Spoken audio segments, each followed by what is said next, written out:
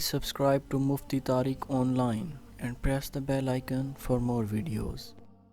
السلام علیکم ورحمۃ اللہ۔ سامعین، لیلۃ القدر میں ہم بہت زیادہ عبادت کرتے ہیں۔ جہاں پر شب قدر میں ہم اور بہت ساری عبادتیں کرتے ہیں، وہیں پر ان 4 رکعت نوافل کا اہتمام بھی لازمی کرنا چاہیے۔ یاد رہے، اس نماز کے ادا کرنے پر انتہائی زیادہ اجر و ثواب کی نوید سنائی گئی ہے۔ اس نماز کے پڑھنے کا اجر و ثواب، فضیلت اور برکات کیا ہیں کہ اللہ کریم سابقہ تمام صغیرہ گناہوں کو معاف کر دیتا ہے۔ ان 4 رکعت نوافل کے پڑھنے کا ہم مشورہ اس لیے دے رہے ہیں کیونکہ لیلۃ القدر میں ہم قیام کرنے اور نوافل کثرت سے ادا کرنے کے لیے ذہنی و قلبی طور پر تیار ہوتے ہیں۔ تو جہاں ہم دیگر نوافل پڑھتے ہیں، وہیں پر ان 4 رکعت نوافل کا اہتمام بھی ضرور کرنا چاہیے۔ اب اس نماز کے پڑھنے کی فضیلت کیا ہے؟ حضرت عبداللہ ابن عباس رضی اللہ تعالی عنہ سے ابن ماجہ میں ایک روایت موجود ہے کہ نبی پاک صلی اللہ علیہ وسلم نے ایک دن اپنے پیارے چچا جان حضرت عباس بن عبد المطلب رضی اللہ تعالی عنہ سے فرمایا کہ اے میرے محترم چچا، کیا میں آپ کو کوئی تحفہ نہ پیش کروں؟ کیا میں آپ پر احسان نہ کروں؟ کیا میں آپ کو کوئی ایسا وظیفہ نہ بتاؤں کہ اس کی برکت سے اللہ کریم آپ کے تمام صغیرہ گناہ معاف فرما دے؟ تو اتنی پاورفل ہے یہ نماز، جس کے پڑھ لینے سے گزشتہ تمام صغیرہ گناہوں کے معاف ہونے کی بشارت دی گئی ہے۔ جہاں ہم کثرت سے دیگر نوافل کا اہتمام کرتے ہیں، وہیں پر ان 4 رکعات کو بھی ضرور ادا کر لیں تو کیا ہی نفع بھرا سودا ہوگا۔ ان 4 رکعت نوافل کا ضرور اہتمام کرنا چاہیے۔ تو وہ کون سے 4 نوافل ہیں؟ تو بھائی وہ نماز ہے صلاۃ التسبیح، یعنی جسے تسبیح کی نماز بھی کہتے ہیں۔ تو صلاۃ التسبیح کی نماز اکثر لوگ پڑھتے بھی ہیں، لیکن کثیر تعداد میں ایسے لوگ بھی ہیں جو اس وجہ سے نہیں پڑھتے کہ ہمیں اس کا طریقہ معلوم نہیں ہے۔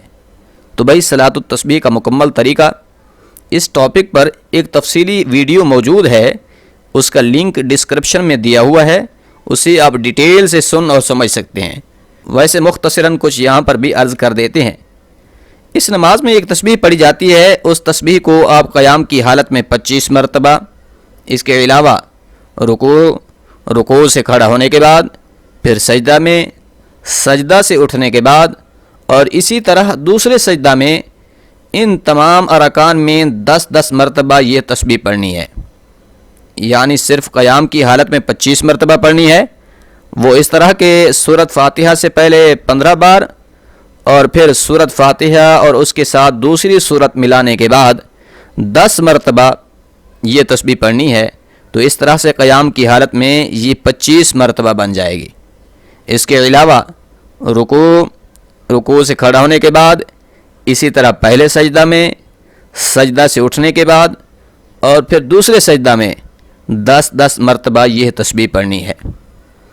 اب وہ تسبیح کون سی ہے؟